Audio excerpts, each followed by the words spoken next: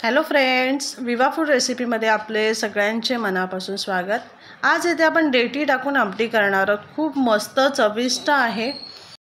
इथे मी माटाची भाजी घेऊन आलेली आहे।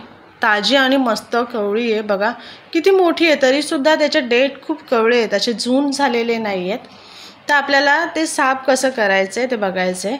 सगळ्यात पहिले आपण ही पानं आहेत ती काढून घ्यायची आहेत। ते आपण वेगळी भाजीसाठी करणार आहोत, आपण ह्याच्यात नाही वापरायचे आहेत।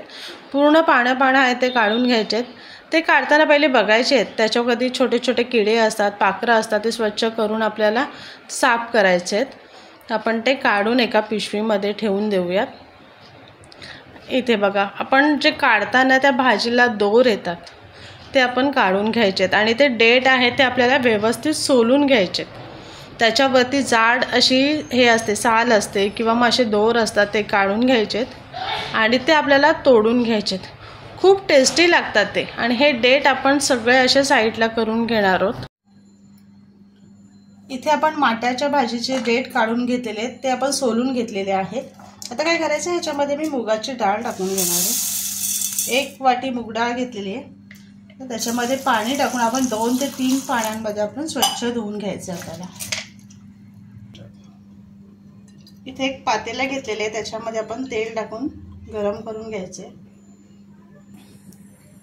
इथे आपण एक उभी चिरून मिरची घेतलेली आहे, बारीक किसून घेतलेला आलं, लसूण। आता ह्याच्यामध्ये आपण कढीपत्ता टाकून घेणार आहोत आणि हिंग,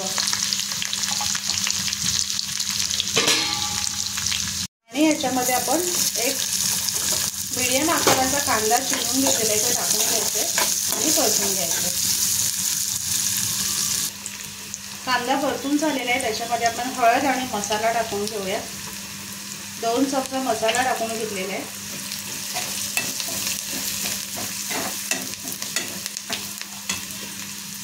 आता इथे आपण हे डेटी धुवून घेतलेले आहेत आणि डाळ ते आपल्याला टाकून घ्यायचे त्याच्यामध्ये आणि परतायचे मसाल्यांमध्ये। हे पारंपरिक पद्धतीने चालत आलेली आपण आमटी करणार आहोत। खूप साधी सोपी मोजक्याच मसाल्यामध्ये तयार होणारी आमटी आहे, पण खूप चविष्ट आणि मजेदार अशी होणार आहे। ह्याला भाजीची काही गरज लागत नाहीये, पापड, आमटी आणि भात खूप मस्त लागणार आहे। आपण 2 मिनिटं परतून घ्यायचे आणि आपल्याला त्याच्यामध्ये पाणी टाकून घ्यायचे।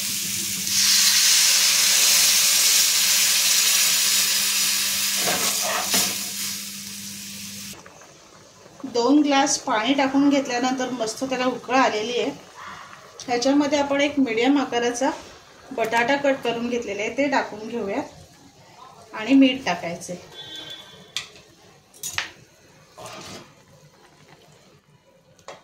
तर एक 10 ते 15 मिनिटं मीडियम फ्लेमवरती ठेवून आपल्याला ते शिजवून घ्यायचं। आमटी छान शिजलेली आहे। इथे बघा, डाळ पण आपली मस्त फुटलेली आहे। आपण डेटी टाकलेली आहे, डेटी पण खूप मस्त शिजले। तर ह्याच्यामध्ये आपण कोथिंबीर टाकून घेऊया। भरपूर सारा कोथिंबीर टाकायचे आणि इथं ओला नारळ मी किसून घेतलेले ते टाकायचे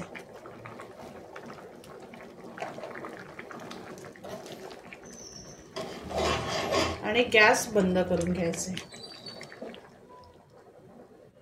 इथे डेटींपासून चविष्ट आमटी तयार झालेली आहे।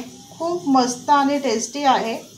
गरमागरम भात आणि आमटी खूप मस्त लागते। तर नक्की बनवा आणि सांगा कसे झाले ते। आणि असेच आपले नवनवीन व्हिडिओ बघण्यासाठी व्हिडिओला लाईक करा, शेअर करा आणि सबस्क्राईब करा। चला तर मग भेटूयात आपण पुढच्या व्हिडिओमध्ये।